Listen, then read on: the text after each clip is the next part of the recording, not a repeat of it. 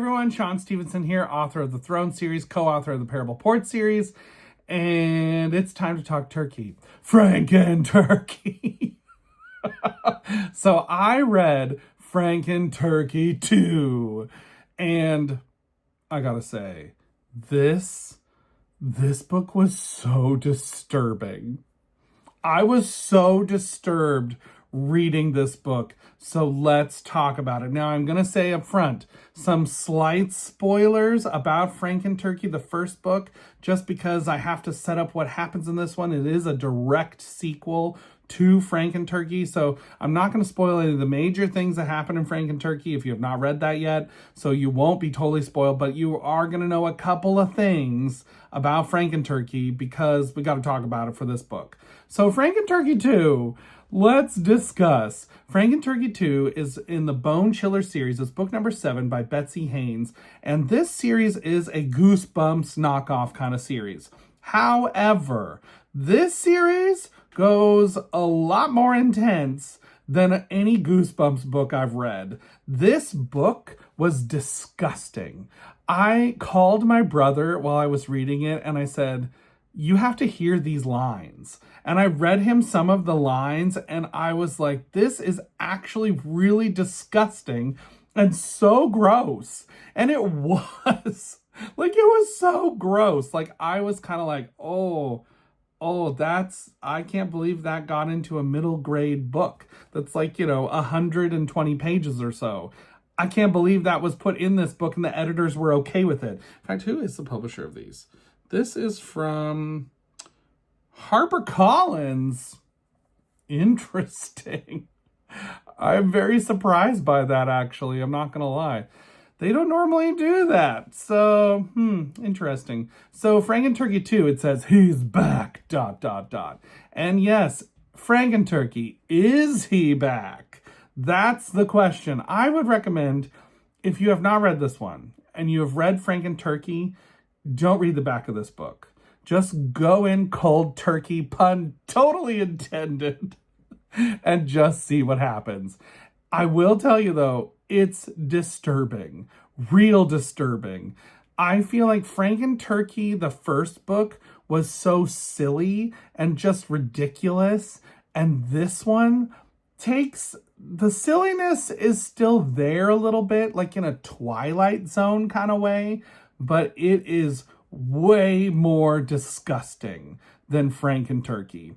Now, the setup of this book, I feel like, is so clever. I've seen some people say, like, oh, this is so stupid, like FRANKENTURKey II is so dumb. I'm just going to say, I actually think it's very clever. It's such a clever way to bring back elements from the first book and introduce another level to it. Because on one hand, I feel like FRANKENTURKey II, you could have just had, the FRANKENTURKey returns, and then they're chasing them around, and it's just a bunch of silly, like, running around stuff. But this took it to a different level because it starts out where the two main characters, Annie and Kyle, the brother and sister from the first book, this book is told from Annie's perspective. The first book is told from Kyle's perspective. They find FRANKENTURKey's wishbone from the previous Thanksgiving. And they're talking about it, and their dad tells them, like, oh, you should make a wish, because that's what wishbones are for. You both hold an end, and then you break it, and whoever has the bigger end of the wishbone, their wish comes true. So Annie and Kyle both make wishes, which probably was a mistake, because in making wishes, they hope to bring back their poor, lovely gobbledygook, their great little turkey friend that they had in book 1. But instead, they bring back something much, much more evil. FRANKENTURKey. I am not kidding, though. Where this book goes from there disturbed me so much. You have some very intense themes that are kind of like those sorts of themes when you stop to think about it, you're like, wait a minute.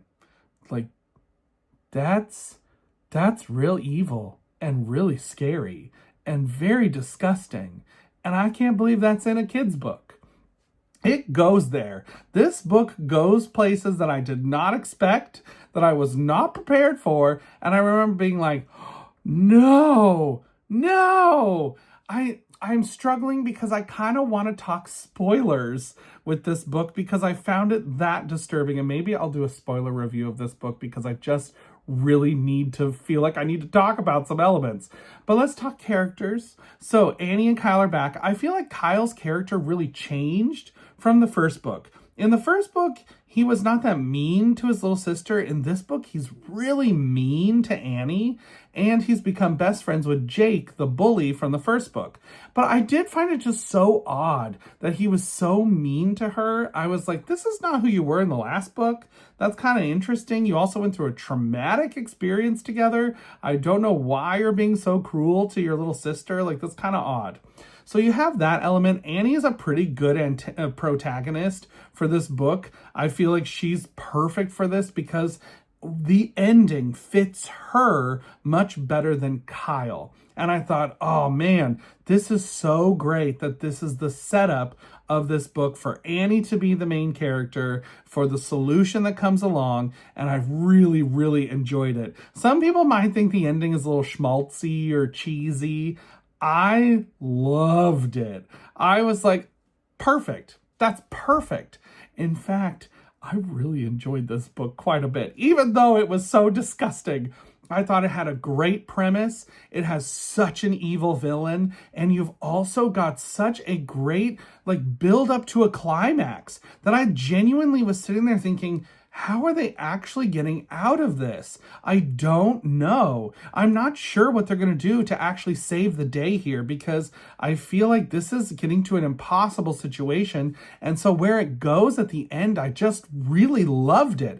I thought, that's perfect. It's just so perfect. Like, the ending that you're going for. There's also one terrifying sequence out at this cave where you're just like, oh, no, don't do it. Like, I just was sitting there like, no, kind of white knuckling it because I thought, I need to know what happens. I read this book in one sitting.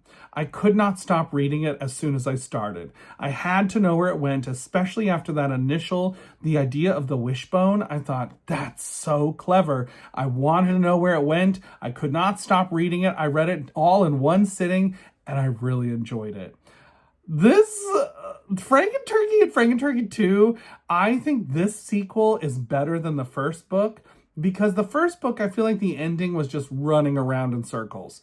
This one had much more of a build to a climax and then this great resolution. So I really enjoyed FRANKENTURKey II, and I did not think I would. I felt like I was going to be like, really? Here we go again. But I really enjoyed it. So, at the end of the day, how do I rank FRANKENTURKey II? I have to give this book a 4.5 out of 5. I really, really enjoyed it a ton.